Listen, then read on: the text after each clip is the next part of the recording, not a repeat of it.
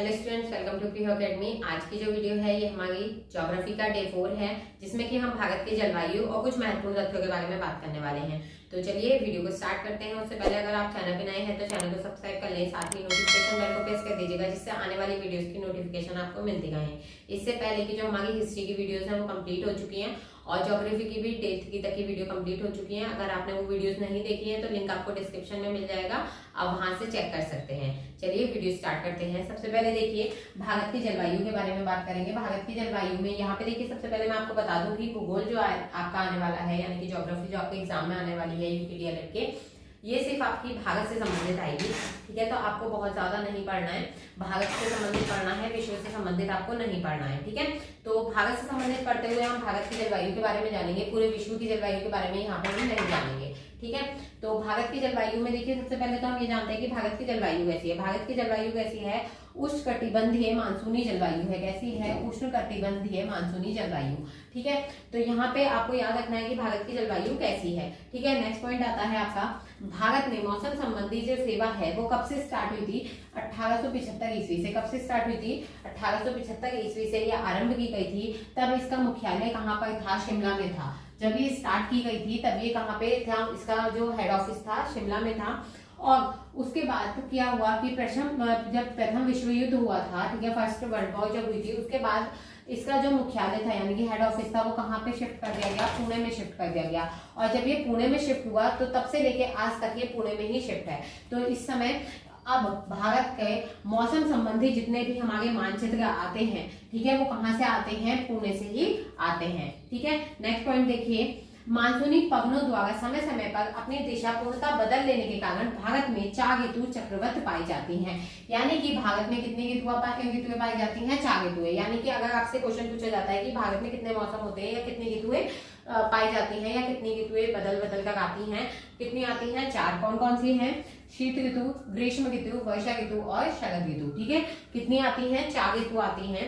Next देखिए, शरद ऋतु को monsoon प्रत्यावर्तन का काल कहा जाता है। अब शरद ऋतु का एक और नाम है, शरद ऋतु को किस नाम से और जाना जाता है? मानसून प्रत्यावर्तन का काल।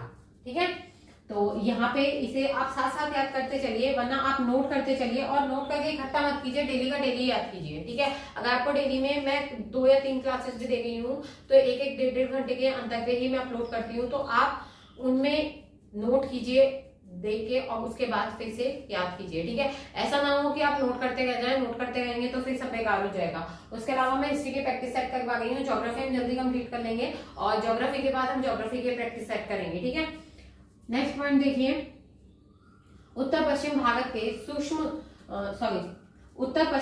के शुष्क भागों में ग्रीष्म ऋतु में चलने वाली जो गर्म और शुष्क हवाएं होती हैं उन्हें क्या कहा जाता है? लू कहा जाता है। अब अगर आपसे ये पूछा जाए कि लू भारत के कौन से इलाके में चलती है, तो उत्तर पश्चिम भारत में जो हवाएं चलती हैं ग्रीष्म ऋतु में, कौन सी ऋतु में? ग्रीष्म ऋतु में जो हवाएं चलती हैं वो कैसी होती है? गर्म और शुष्क हवाएं होती हैं, उन्हें क्या कहा जाता है? लू कहा जाता है। ठीक है, नेक्स्ट देखिए, मासिनगाम कहाँ पर है? मेघालय में। कहाँ पे है मासिनगाम? ये एक गांव है जो कहाँ पे है? मेघालय में है। और ये जगह कौन सी है? जहाँ पे विश्व में सर्वाधिक वर्षा प्राप्त करने वाला स्थान है, यानी कि यहाँ पे सबसे ज्यादा वर्षा होती है। विश्व में सबसे ज्यादा वर्षा कहाँ होती है?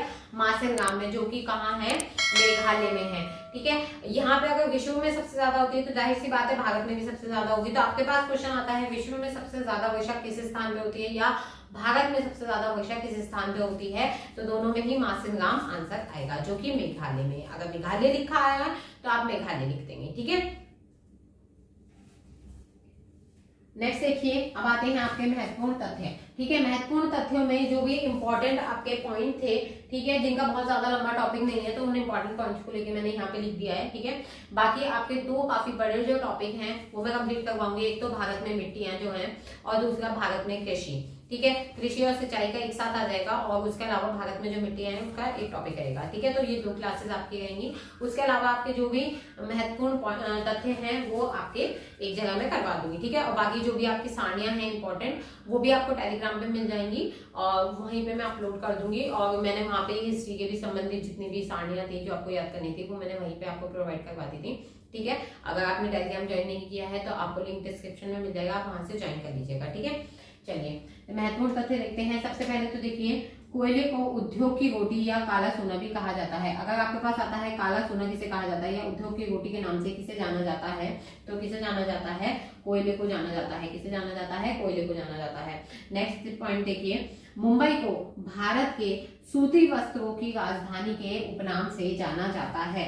मुंबई को किस नाम से जाना जाता है भाई, भारत के सूती वस्त्रों की राजधानी के नाम से जाना जाता है। नेक्स्ट देखिए, कानपुर को उत्तर भारत का मैनचेस्टर कहा जाता है। कानपुर को उत्तर भारत का मैनचेस्टर कहा जाता है। क्वेश्चन आता है आपके पास, उत्तर भारत का मैनचेस्टर किसे कहा जाता है, किसे कहा जाता है भाई, कानपुर को कहा जाता है।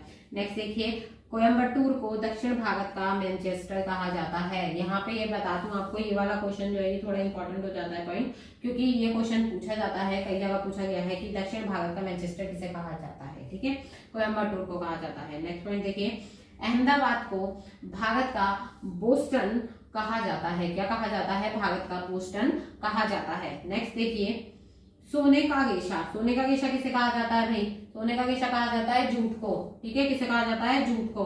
सोने का गेशा के नाम से मशहूर जूट के गेशों से सामानों का निर्माण करने में भारत को विश्व का प्रथम स्थान प्राप्त है।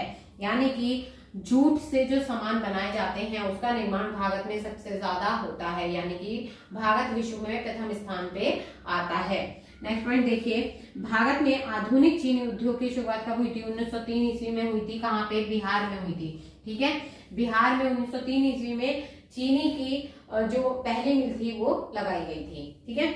नेक्स्ट देखिए, भारत में कागज का पहला कारखाना कब खुला, 1879 ईस्वी में लखनऊ में खोला गया था। कहाँ खोला गया था, 1879 ईस्वी में लखनऊ में खोला गया था। और अगर हम प्रेजेंट की बात करें तो मध्य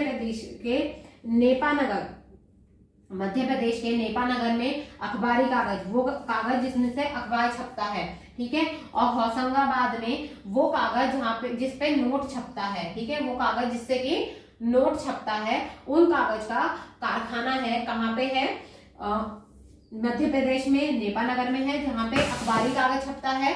और होशंगाबाद में कहाँ पे है, होशंगाबाद में नोट छापने वाला कारखाना है, ठीक है। कैसे कारखाने हैं ये, सरकारी कारखाना है, ठीक है। तो मध्य प्रदेश के नेपानगर में अखबारी कागज और होशंगाबाद में नोट छापने के कागज बनाने का सरकारी कारखाना उपलब्ध है, ठीक है।